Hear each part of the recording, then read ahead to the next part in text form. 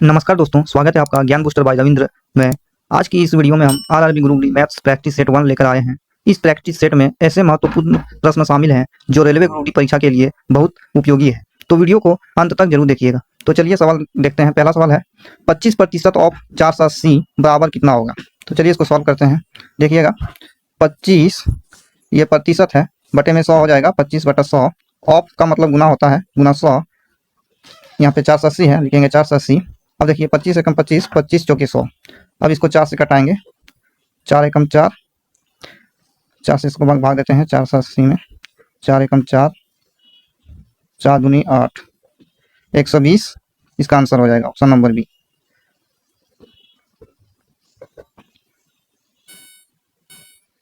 अगला सवाल देखिएगा, दिया हुआ है 72/8 गुना 5। चलिए इसको सॉल्व करते हैं। देखिए ये 8 से 72 को कटाएंगे, 8 9 72, 9 और यहाँ पे गुना 5, 9 पचे 45 इसका आंसर हो जाएगा, ऑप्शन नंबर बी।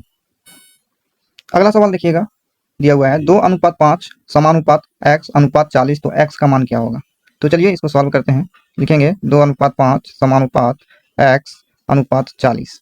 इसको सॉल्व करने का तरीका देखिए, बाहरी पदों का गुणनफल बराबर मध्य पदों का गुणनफल करेंगे। तो बाहरी पद में 2 और 40 है, 2 गुना 40 बराबर मध्य पद में 5 और x है, 5 गुना x। अब देखिए 5 से 40 8 बार में कट जाएगा, यहाँ पे 8 गुना 2, 8 दूनी 16 बराबर x, तो x बराबर 16, x का मान 16 निकल गया, ऑप्शन नंबर सी।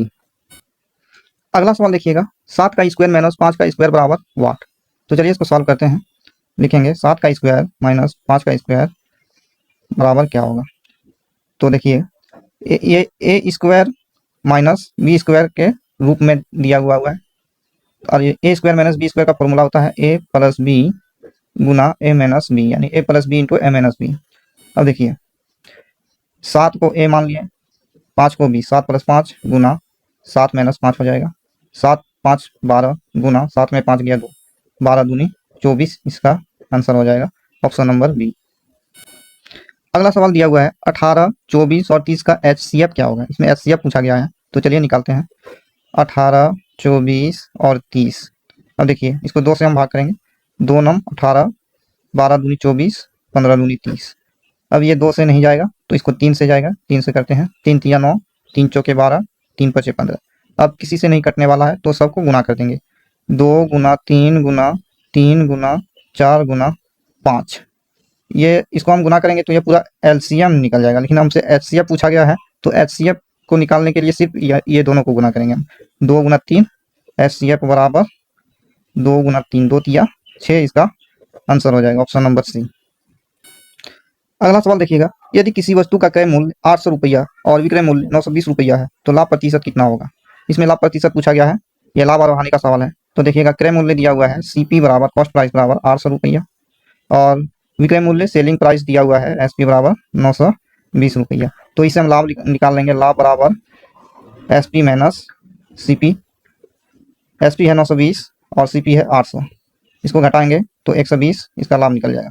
अब लाभ प्रतिशत पूछा गया है, लाभ प्रतिशत का फॉर्मूला होता है लाभ गुना 100 बटा क्रय मूल्य CP।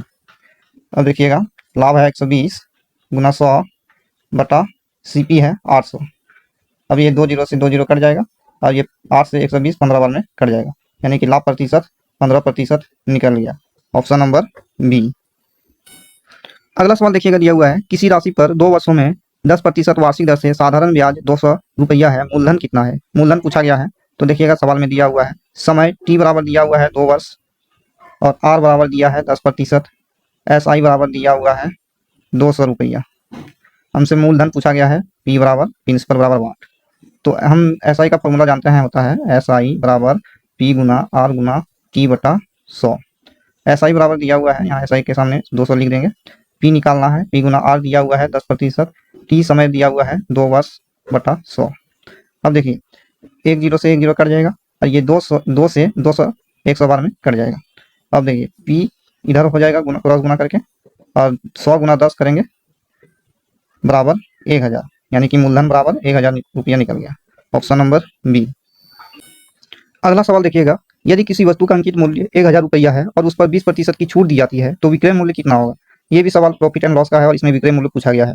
तो देखिएगा अंकित मूल्य दिया हुआ है मार्केट प्राइस MP बराबर 1000 रुपया और छूट दिया हुआ है, छूट बराबर 20%। इसको हम 20% को भिन्न में लिख लेते हैं, 20/100, 20 से कम 20, 20 पंचे 100।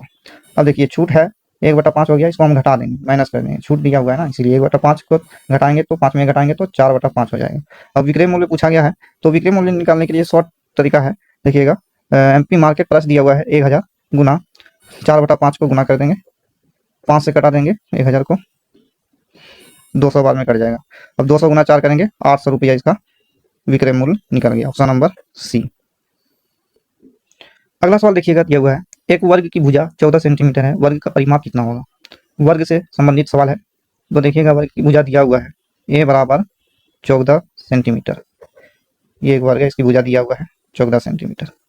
वर्ग का परिमाप पूछा गया है, तो वर्ग का परिमाप का फॉर्मूला होता है वर्ग का परिमाप बराबर 4 गुना भुजा, 4 गुना भुजा दिया हुआ है 14 सेंटीमीटर, 14 गुना 4 करेंगे, 14 चौके 56 सेंटीमीटर इसका परिमाप निकल जाएगा, ऑप्शन नंबर सी। अगला और अंतिम सवाल देखिएगा दिया हुआ है, यदि 8 मजदूर किसी काम को 15 दिन में पूरा करते हैं तो 12 मजदूर वही काम कितने दिन में पूरा करेंगे। ये टाइम एंड वर्क से सवाल है, तो चलिए इसको सॉल्व करते हैं। दिया हुआ है 8 मजदूर किसी काम को 15 दिन में पूरा करते हैं और 12 मजदूर वही काम कितने दिन में पूरा करेंगे, तो इसका एक फॉर्मूला होता है M1 गुना D1 बटा W1 बराबर M2 गुना D2 बटा W2। M1 यानी मजदूर की संख्या गुना D1 यानी कि दिनों की संख्या और W1 यानी वर्क काम की संख्या। इसी तरह M2 यानी मजदूर की संख्या, D2 यानी दिनों की संख्या और W2 यानी काम की संख्या। तो M1 यानी मजदूर की संख्या दिया हुआ है 8 गुना D1 दिनों की संख्या दिया हुआ है 15, W1 यानी कि काम नहीं दिया हुआ है तो किसी काम को, तो W1 को 1 लिख देंगे गुना M2 दिया हुआ है 12, सॉरी यहाँ पे बराबर हो जाएगा, M2 दिया हुआ है 12 गुना D2 निकालना है, वही काम को बोला है कि कितने दिन में पूरा, 12 मजदूर कितने दिन में पूरा करेंगे, तो यहाँ पे भी 1 हो जाएगा। अब देखिए जो जो कट रहा है उसको कटा देते हैं, 3 से कटाएंगे, 3 चौके 12, 3 पचे 15, अब 4 से फिर कट जाएगा, 4 दूनी 8, और यहाँ पे 2 गुना 5 बराबर D2, 2 पंचे 10 D2, यानी कि दिनों से की संख्या 10 हो गया, ऑप्शन नंबर बी।